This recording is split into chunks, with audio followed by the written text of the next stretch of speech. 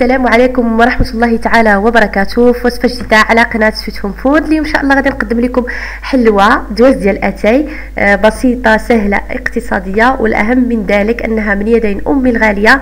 كنتمنى ان شاء الله هاد الوصفه، انايا هاد الحلوه سميتها حلوه الغفله او حلوه بالعسل والليمون. كتجي لذيذه جدا ولا اروع، تجهز في دقائق معدوده وكطيب ايضا في دقائق معدوده. خليكم تكتشفوا الوصفه وكنتمنى لكم ايضا فرجه ممتعه. بالنسبه للمقادير فغادي نحتاج 500 غرام ديال الدقيق من النوعيه الجيده، انا استعملت هنايا نوعيه ميمونه. غادي نحتاج واحد كاس ديال الزيت ديال العنبه. غادي نحتاج ايضا واحد كاس ديال السكر الحبيبات، كاس ديال العنبه او كاس ديال الشاي اتاي. غادي نحتاج 3 ديال البيضات يكون بحراره الغرفه، قبيصه ديال الملحه، وقشور ديال نصف حامضه او نصف برتقاله. وغادي نحتاج 14 غرام ديال الخميره ديال الحلوه، كل وحده كتوزن 7 غرام، يعني من فئه 7 غرام. وغادي نحتاج ايضا واحد الخماره، واحد الفانيا عفوا من فئه 7.5 غرام او 7.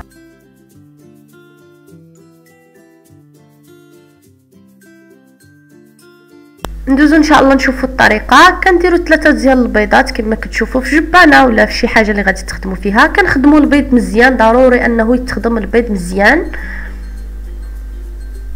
بالخلاط اليدوي او بالفوي.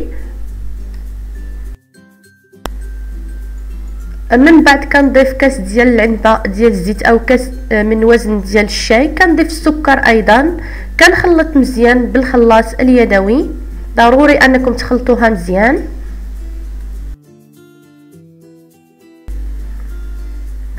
كنضيف السكر الفاني اللي قلت لكم الوزن ديالو 7.5 غرام. كنضيف ايضا قشور نصف حامضه، او اللي ما متوفرش عندها الحامض ممكن انه تعوضوا بالقشور البرتقاله. وكنضيف واحد نقيطه او قبيصه صغيره ديال الملحه. كنخلط مزيان بهذه الطريقه.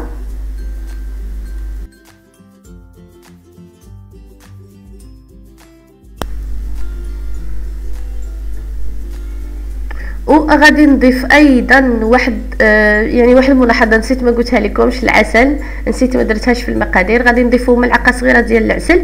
اللي ما متوفرش عندها العسل ممكن ليها انها تعوضها بمعلقه صغيره من الكونفيتور ديال المشماش.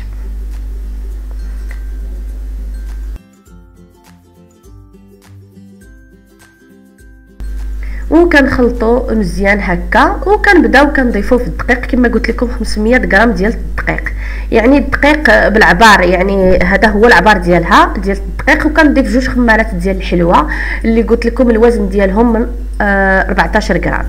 يعني هذه حلوه اقتصاديه لذيذه جدا. العائله ديالي اللي كيجي عند الوالده ديالي هذه هي الحلوه المفضله اللي كديرها الوالده ديالي عاده للضيوف، فدائما كيطلبوها منها. واش درتي ديك الحلوه الفلانيه، واش درتي الحلوه الفلانيه ديال العسل ديال الحامض.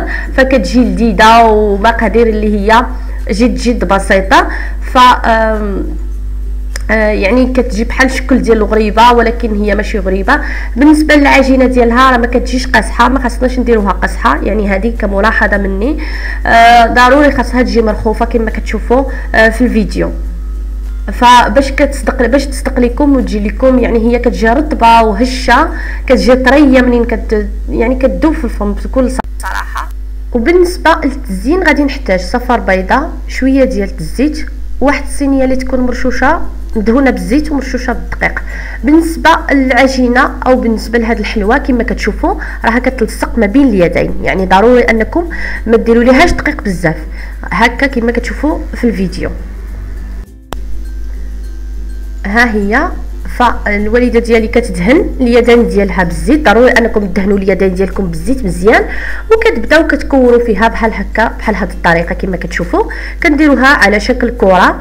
نتوما كتحددوا السمك ديال الكره وديال الوزن ديالها، واش بغيتوها ديروها كبيره، واش بغيتوا ديروها متوسطه، ولا بغيتوها صغيره. ها هو الشكل ديالها كما كتشوفوا. وكنكملوا هكا حتى الاخر، يعني حتى الاخر باش كنساليو العجين ديالنا.